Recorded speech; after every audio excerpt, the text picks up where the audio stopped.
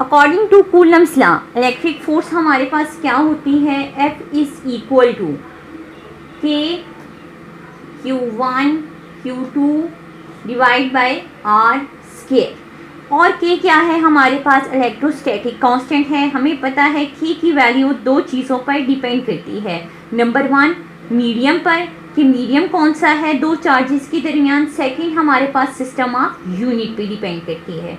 हमने free space में इसकी वैल्यू फाइंड की, वो क्या आई 1/4 pi epsilon not Q1 Q2 over R square. तो ये हमारे पास ये वैल्यू कहाँ थी, जब हमारे पास मीडियम क्या होगा, फ्री स्पेस होगी। जब फ्री स्पेस होगी तो हमारे पास F की ये वैल्यू होगी, मतलब दो चार्जेस हैं, एक हमारे पास Q1 है, एक हमारे पास चार्ज Q2 है, ठीक है, और उनके दरमियान कुछ भी नहीं है, फ्री स्पेस है, ठीक है। तो हम कहेंगे हमारे पास F की वैल्यू ये आ गई। अब हम स्टूडेंट सपोज करते हैं ये जो दो चार्जेस पड़े हुए हैं, ठीक है, हम इनको क्या करते हैं, एक जार में रख देते हैं, ठीक है। एक जार है जिसमें हमारे पास क्या पड़ा हुआ है, पानी है, ठीक है, वाटर है। अब ये दो चार्जेस वाटर में पड़ी हुई हैं, तो इनका मीडियम क्या हो गया, अब हमारे पास वाटर हो गया है। जब हमारे पास मीडियम वाटर आ गया है तो K की वैल्यू चेंज हो जाएगी। क्यों? क्योंकि हमने कहा है K की वैल्यू दो चीज़ों पर डिपेंड करती है, एक मीडियम पर और एक सिस्टम ऑफ यूनिट पे। यहाँ पे मीडियम चेंज हो गया, वाटर आ गया। अब हम सपोज करते हैं कि वाटर नहीं है, हमारे पास दो चार्जेस के दरमियान हमने कोई प्लेट रख दी है, ठीक है। अब जब आपने प्लेट हमने कोई रख दी है, ठीक है, या फिर हम कहते हैं कि ये हमारे पास दो चार्जेस थे और इनके दरमियान हमने वुड रख दी है, ठीक है, कोई भी एक हमारे पास वुड थी वो हमने रख दी है, तो हमारे पास इसके की वैल्यू चेंज हो जाएगी। क्यों? क्योंकि हमारे पास हम इंसुलेटिंग मीडियम रख रहे हैं, ठीक है, प्लेट रख रहे हैं, कोई भी चीज़ अगर हम इंसुलेटर रखेंगे तो इंसुलेटर क्या करेगा, ये जो इलेक्ट्रिक फोर्स है Q2 जो Q1 पर लगाएगा, Q1 Q2 पर लगाएगा, उसको रिड्यूस कर देगा, उसको कम कर देगा। इन दोनों की सलाहियत कम हो जाएगी एक दूसरे की फोर्स ऑफ अट्रैक्शन या फोर्स ऑफ रिपल्जन की। सो हम क्या कहेंगे कि हमारे पास ये जो वैल्यू कम हो जाएगी, ठीक है, फोर्स की वैल्यू कम हो जाएगी जब हमारे पास मीडियम चेंज होगा। तो हमें कैसे पता चलेगा कि वाटर है, ठीक है, तो वैल्यू कितनी चेंज हुई है, वुड रखी है, प्लेट रखी है या कोई भी और मीडियम यूज़ किया है तो वैल्यू कम हो गई है।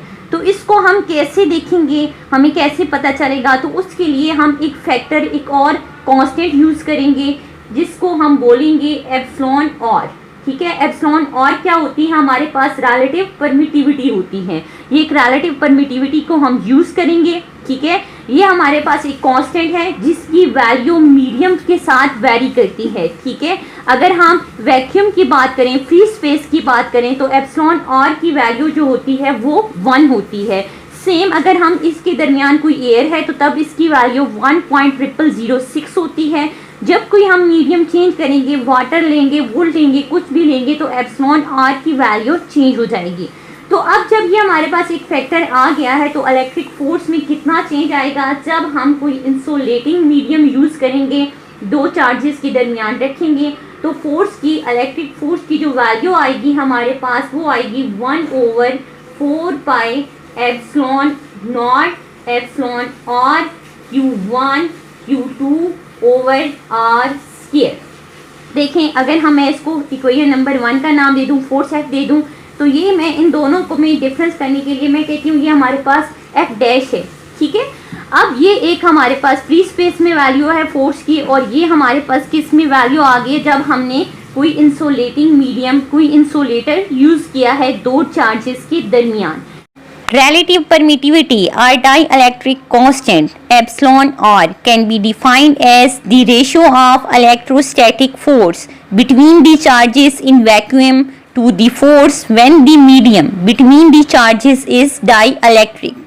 मीन्स क्या हुआ कि एप्सिलॉन और रेशियो है इलेक्ट्रिक फोर्स की जो वैक्यूम में है, सेम डिवाइड बाय कौन सी फोर्स, वो फोर्स जब जो हम फाइंड करेंगे जब हमारे पास दो चार्जेस के दरमियान कोई इंसुलेटिंग मीडियम होगा, वाटर, एयर, वैक्यूम, कोई भी बेंजीन या ग्लास वगैरह, ठीक है। कूलम्स लॉ इलेक्ट्रिक फोर्स को डिफाइन करता है कि दो चार्जेस पड़ी हुई हैं, उनके दरमियान फोर्स ऑफ अट्रैक्शन है या फोर्स ऑफ रिपल्शन है, तो वो कितनी है। उसके मुताबिक वो फोर्स जो दो पॉइंट चार्जेस के दरमियान है वो उनके प्रोडक्ट के डायरेक्टली प्रोपोर्शनल और उनके दरमियान जो डिस्टेंस है उसके स्क्वायर के इन्वर्सली प्रोपोर्शनल होती है। यहाँ पे हम एक कांस्टेंट यूज करते हैं जिसको इलेक्ट्रोस्टैटिक कांस्टेंट के कहते हैं, जिसकी वैल्यू दो चीज़ों पर डिपेंड करती है, एक system of unit and medium पे डिपेंड करती है कि मीडियम कौन सा यूज कर रहे हैं। दूसरी बात कि हमारे पास इलेक्ट्रिक फोर्स एक म्यूचुअल फोर्स होती है। अगर एक चार्ज दूसरे चार्ज पर फोर्स लगाता है तो दूसरा चार्ज भी उस पर फोर्स लगाएगा, लेकिन इन ऑपोजिट डायरेक्शन में, और मीडियम की वजह से वैल्यू चेंज हो जाती है। और ये मीडियम के एक फैक्टर पे डिपेंड करता है, कांस्टेंट पे डिपेंड करता है, और उसको हम रिलेटिव परमिटिविटी बोलते हैं, एप्सिलॉन आर कहते हैं। ठीक है, ये हमारे पास कूलम्स लॉ था। होपफुली आपको समझ आ गया होगा।